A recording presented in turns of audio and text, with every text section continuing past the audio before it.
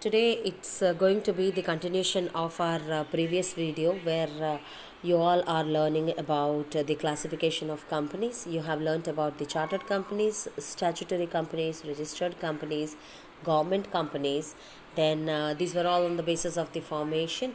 Then upon the basis of liability, you have also learnt about companies which are limited by shares, companies limited by guarantee, and the unlimited companies. If you see the next, on the basis of control, we have two kinds of companies. One is holding company and the other one is subsidiary company.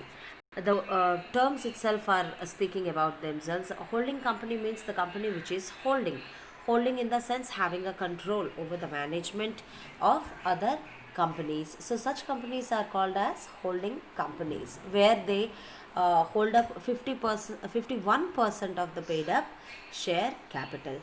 And subsidiary companies are the companies which are working under this holding company. For example, let us say if a company A is holding 51% of share capital of company B, then company A is called as the holding capital and company B will be the subsidiary capital.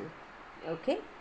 Then we have on the basis of nationality, again we have two types. One is Indian company and foreign company. Indian companies are the companies which are registered in India and are functioning in India. It could be a private company or it could be a public company.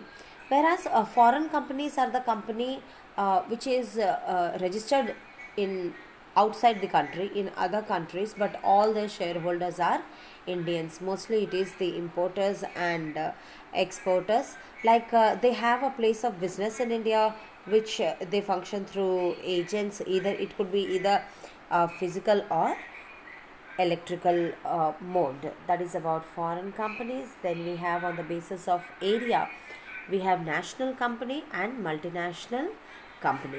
National company means the companies which are operating within the boundaries of the company of that particular nation. And multinational companies are the companies it is actually a corporate giant business, big business organizations who have extended their companies to other nations as well, other than their own nation, the home country, or where the headquarter is located.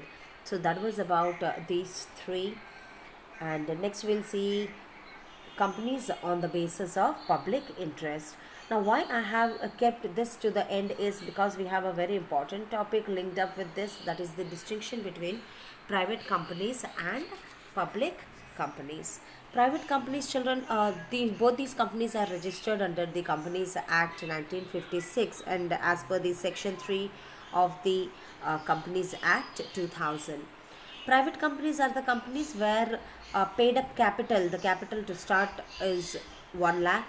Then minimum 2 members are required to start up a private limited company, and maximum they can go till 50 members. Now they cannot issue shares to the public. They cannot ask the public to invest in their companies.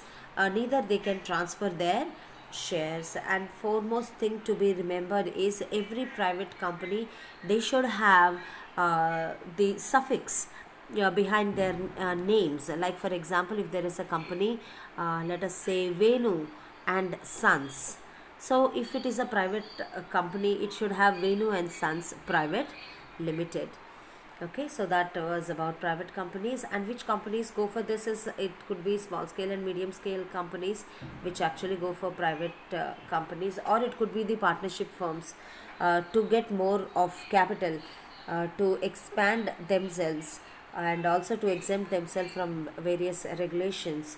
They wish to go ahead and change themselves into private companies. Next we have public limited companies. The large business organizations, they go for public limited companies. Minimum paid up capital is 5 lakhs and minimum members required to start this public company is 7. Then the suffix which they put behind the name of their organization should be limited. Beautiful examples I would say are Steel Plants, Steel Authority of India, Bajaj Auto Limited, Reliance Industries Limited, Hindustan Liver Limited. Now, what is the difference between public limited companies and government companies? Is public companies are the companies where the general public they invest in these companies for its working, and there are, yes, government companies as well who invite shares, but then there the share of government is 51% in such companies. So that is the difference between public company and government company. Now let us come to the topic, the distinction between public and private company. What just I have said, the same you see here. Minimum number of members which are required in private limited companies to public limited company is 7. Maximum number, private limited company, they cannot have more than 50 members, whereas there is no limit on public companies because there are shareholders involved in it.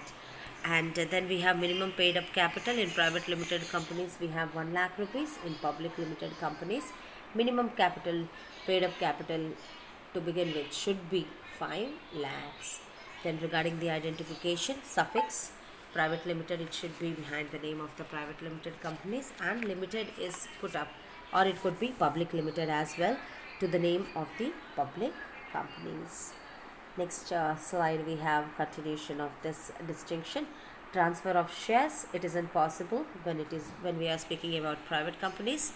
Yes, it is possible when we are speaking about public companies. Public issue of capital, private companies, they cannot issue shares to the public inviting them to invest in their organizations, whereas a public company can do. Commencement of business, the procedure is not that rigid when we are speaking about private companies compared to public companies. In private company, we have it can start its business immediately upon its incorporation. As soon as they get the certificate of incorporation, they can go ahead. But then again, for commencement certificate, the public companies have to wait. Then board of directors, the number of directors in private limited companies, minimum requirement is 2, maximum there is no limit. Whereas there is certain restrictions when we are speaking about board of directors.